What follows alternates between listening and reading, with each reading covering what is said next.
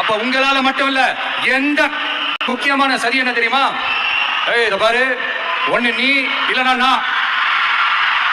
நான் இல்லனா நீ இல்லனா நான்.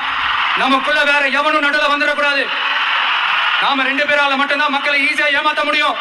இந்த விஜய் வந்ததுனால நமக்கு பொழப்பே போச்சு. மக்கள் வேற அவனை தான் நம்புறாங்க.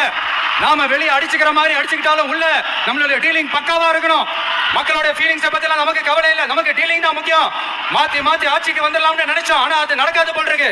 அதனால நீ என்ன பண்ற? எஸ்ஓபி போட்டு ஒரு பக்கம் அவனை தடுத்துரு, இன்னொரு பக்கம் அவன் மேல பழி போட்டு நானும் தடுத்துறேன். என்ன ஓகேவா? டீலிங் ஓகேவா? ஓவர். கரூர்ல ஆரம்பிச்சு நம்ம ஜனநாயகன் படம் ரிலீஸ் வரைக்கும்,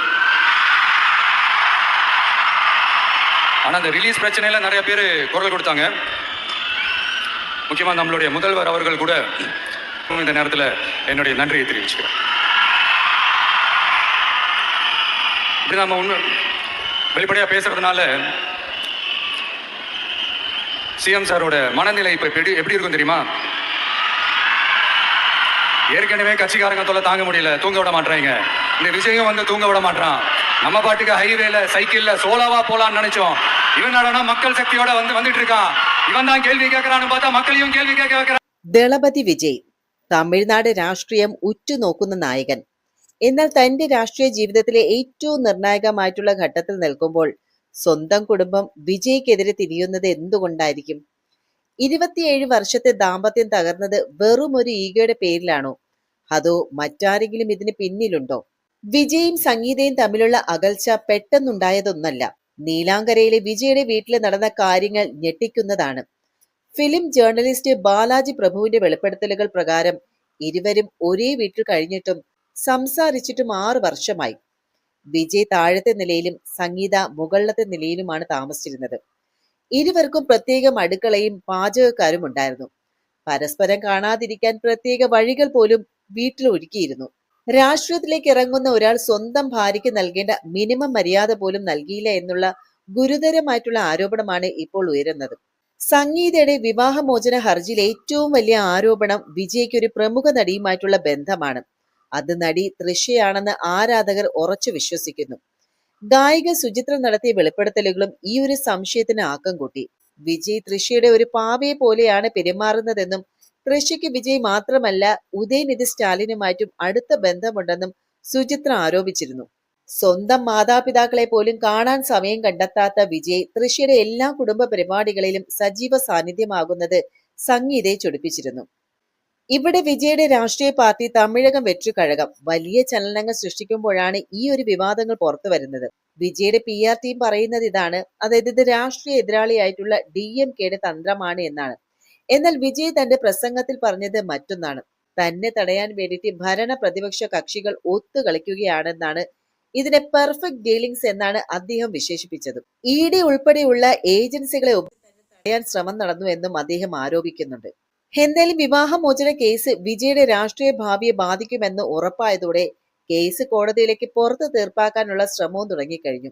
സംഗീതയ്ക്കും മക്കൾക്കും കൂടി 250 കോടി രൂപയുടെ ഒരു സെറ്റിൽമെന്റ് വിജയ് വാഗ്ദാനം ചെയ്തതായാണ് റിപ്പോർട്ടുകൾ പുറത്തു വരുന്നത്. തന്റെ യഥാർത്ഥ മുഖം ലോകത്തിന് മുന്നിൽ കാണിച്ചു കൊടുക്കാൻ സംഗീത ആഗ്രഹിക്കുന്നുവെന്നും ബാലാജി പ്രഭുവും പറയുന്നുണ്ട്. സംഗീത ഈ ഒരു ഒത്തുതീർപ്പിന് വഴങ്ങിയില്ലെങ്കിൽ വിജയ്ക്ക് വരാനിരിക്കുന്ന തെരഞ്ഞെടുപ്പ് വലിയ അഗ്നിപരീക്ഷയായിരിക്കും. ഇവിടെ ജനങ്ങൾ ഉന്നയിക്കുന്ന മറ്റൊരു കാര്യം എന്ന് പറയുന്നത് കുടുംബം നന്നാക്കാത്തവൻ നാട് നന്നാക്കുമോ എന്നുള്ള ചോദ്യം. ഇതാണ് ഈ വിഷയത്തിൽ ഉയർന്നു വരുന്ന ഏറ്റവും വലിയ വിമർശനവും എന്ന് പറയുന്നത്. തമിഴ് സമൂഹത്തിന് കുടുംബ ബന്ധങ്ങൾക്ക് വലിയ പ്രാധാന്യമുണ്ട്. അതായത് സ്വന്തം ഭാര്യയോടും മക്കളോടും നീതി പുലർത്താൻ കഴിയാത്ത ഒരാൾക്ക് എങ്ങനെ ഒരു സംസ്ഥാനത്തെ ജനങ്ങളോട് നീതി കാണിക്കാൻ കഴിയും? രാഷ്ട്രീയത്തിലെ മാതൃകാ പുരുഷൻ എന്ന ഒരു പരിവേഷം വിജയ്ക്കുണ്ടായിരുന്നല്ലോ. ഇത് തകർന്നതോടെ സ്ത്രീ വോട്ടർമാർക്കിടയിൽ അദ്ദേഹത്തിനുള്ള ഒരു സ്വാധീനം കുറഞ്ഞു. അതുമാത്രവുമല്ല, വിജയ് തൃഷ ബന്ധത്തെക്കുറിച്ചുള്ള ഗോസിപ്പുകൾ ജനങ്ങൾക്കിടയിലെ സദാചാരപരമായിട്ടുള്ള ചർച്ചകൾക്ക് വഴിവെച്ചിട്ടുമുണ്ട്. തമിഴ് ജനത തങ്ങളുടെ താരങ്ങളെ ദൈവതുല്യമായി കാണുന്നവരാണ്. അതുകൊണ്ട് തന്നെ അവരുടെ ഭാഗത്തു നിന്നുണ്ടാകുന്ന ഇത്തരം വീഴ്ചകൾ ആരാധകരെ മാനസികമായിട്ട് തളർത്തുന്നു. തൃഷയ്ക്കെതിരെ വലിയ രീതിയിലുള്ള സൈബർ ആക്രമണങ്ങൾ നടക്കുന്നത് സദാചാര പോലീസ് ചിന്താഗതിയുടെ ഫലമാണ്. ഒരു സ്ത്രീയെ മാത്രം കുറ്റക്കാരിയായി കാണുന്ന പ്രവണതയും ഇവിടെ പ്രകടമാണ്. വിജയുടെ കടുത്ത ആരാധകരും ഒരു വിഭാഗം നിരീക്ഷകരും വിശ്വസിക്കുന്നത് ഇത് രാഷ്ട്രീയ എതിരാളികൾ പ്ലാൻ ചെയ്തതാണ് എന്നുള്ളതാണ്. വിജയ് രാഷ്ട്രീയ പാർട്ടി പ്രഖ്യാപിച്ച ഉടനെ തന്നെ ഇത്തരമൊരു വിവാദം വന്നത് യാദൃശ്ചികമല്ല. അദ്ദേഹത്തിന്റെ രാഷ്ട്രീയ വളർച്ചയെ ഭയപ്പെടുന്നവർ സംഗീതയെ കരുവാക്കുന്നു എന്നതാണ് ആരാധകരുടെ പക്ഷം. ഇതെന്തായാലും വിജയ്ക്ക് അനുകൂലമായിട്ടുള്ള ഒരു വിക്ടിം കാർഡ് നൽകാൻ സാധ്യതയുണ്ട്. തന്നെ തകർക്കാൻ എല്ലാവരും ഒന്നിക്കുന്നു എന്നുള്ള അദ്ദേഹത്തിന്റെ പ്രസംഗം ഈ വികാരം മുതലെടുക്കാനാണ്. 27 വർഷം വിജയുടെ തണലായിട്ട് നിന്ന ഒരു സ്ത്രീ ഒടുവിൽ കോടതിയെ സമീപിച്ചുവെങ്കിൽ അവർ അത്രമേല അവഗണിക്കപ്പെട്ടിരിക്കണം എന്നുള്ള ചിന്ത ശക്തമാണ്. പ്രത്യേകിച്ച് 6 വർഷമായിട്ട് ഇരുവരും സംസാരിച്ചിട്ടില്ല എന്നുള്ള വാർത്ത പുറത്തു വന്നതോടെ സംഗീതയ്ക്ക് വലിയ പിന്തുണ ലഭിക്കുന്നുണ്ട്. ചുരുക്കത്തിൽ പറഞ്ഞാൽ സമൂഹം ഇപ്പോൾ 2 തട്ടിലാണ്. എതിരാളികൾ വിജയുടെ രാഷ്ട്രീയ സ്വപ്നങ്ങളെ തകർക്കാൻ ഈ ഒരു വിവാദത്തെ വ്യക്തിഹത്യക്കായിട്ട് ഉപയോഗിക്കുന്നു. ആരാധകർ ഇത് വിജയുടെ വ്യക്തിപരമായിട്ടുള്ള കാര്യമാണെന്നും രാഷ്ട്രീയമായിട്ട് ഇതിന് ബന്ധമില്ല എന്ന് വാദിക്കുന്നുണ്ട്. എന്തായാലും നമ്മൾ ഇന്ന് ചർച്ച ചെയ്ത ഈ ഒരു വിഷയം വെറും ഒരു താരത്തിന്റെ വിവാഹമോചന വാർത്ത മാത്രമല്ല, അതിനപ്പുറം നമ്മുടെ സമൂഹം അധികാരത്തെയും കുടുംബത്തെയും എങ്ങനെ നോക്കിക്കാണുന്നു എന്നതിന്റെ ഒരു പ്രതിഫലനമാണ്. ഈ വിഷയത്തിൽ നമുക്ക് ലഭിക്കുന്ന 3 പ്രധാന കാര്യങ്ങളുണ്ട്. ഒന്ന്, നമ്മൾ പലപ്പോഴും സിനിമാ താരങ്ങളെ വെള്ളിത്തിരയിലെ അവരുടെ വേഷങ്ങൾ കണ്ട് മാതൃകാ പുരുഷന്മാരായിട്ട് ആരാധിക്കുന്നു. എന്നാൽ അവർക്കും സാധാരണ മനുഷ്യരെ പോലെ വീഴ്ചകളും ബലഹീനതകളൊക്കെ ഉണ്ടാകാം. ഒരു നടൻ നല്ലൊരു രാഷ്ട്രീയക്കാരനാകാൻ അദ്ദേഹത്തിന്റെ വ്യക്തി ജീവിതം കൂടി സുതാര്യമായിരിക്കണമെന്ന് ജനങ്ങൾ ആഗ്രഹിക്കുന്നത് അത് സ്വാഭാവികമാണ്. ഈ വിവാദം നമ്മെ ഓർമ്മിപ്പിക്കുന്നത് ആരാധനയല്ല, മറിച്ച് വസ്തുനിഷ്ഠമായിട്ടുള്ള വിലയിരുത്തലാണ് ജനാധിപത്യത്തിന് ആവശ്യം. രണ്ടാമത്തെ കാര്യം, സംഗീത എന്ന വ്യക്തി 27 വർഷം നിഴലായിട്ട് നിന്നു. ഒടുവിൽ അവർ കോടതി കയറുമ്പോൾ അതൊരു കുടുംബത്തിന്റെ മാത്രം തകർച്ചയല്ല, അത് വർഷങ്ങളോളം മൂടി വെക്കപ്പെട്ട അവഗണനയുടെയും അതുപോലെ ഒറ്റപ്പെടലിന്റെയും ഒരു സ്ഫോടനമാണ്.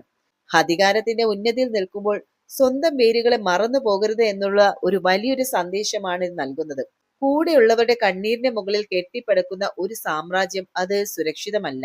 പിന്നെയുള്ളത്, ഈ ഒരു വാർത്തകൾക്കിടയിൽ നടി തൃഷയെ ക്രൂശിക്കുന്ന രീതി ഒരു പരിഷ്കൃത സമൂഹത്തിന് ചേർന്നതല്ല. ഒരു പുരുഷന്റെ തീരുമാനങ്ങൾക്ക് മറ്റൊരു സ്ത്രീയെ പഴിചാരുന്ന നമ്മുടെ പഴയ സദാചാര ബോധം അത് മാറേണ്ട കാലം അതിക്രമിച്ചിരിക്കുകയാണ്. തെറ്റ് ആരുടെ ഭാഗത്തായാലും അത് വ്യക്തിപരമാണ്. അതിലേക്ക് മറ്റൊരു വ്യക്തിയെ വലിച്ചിഴച്ച് അപമാനിക്കുന്നതും ശരിയല്ല. എന്നാലും ഈ ഒരു വീഡിയോയുടെ അവസാനം നമുക്ക് ഒരു കാര്യം ഉറപ്പിച്ച് പറയാം. വിജയ് എന്ന രാഷ്ട്രീയ നേതാവിന്റെ ഭാവി തീരുമാനിക്കുന്നത് കോടതിയിലെ വിധിന്യായങ്ങളല്ല, മറിച്ച് തമിഴ്നാട്ടിലെ ജനങ്ങളുടെ ബോധ്യമായിരിക്കും.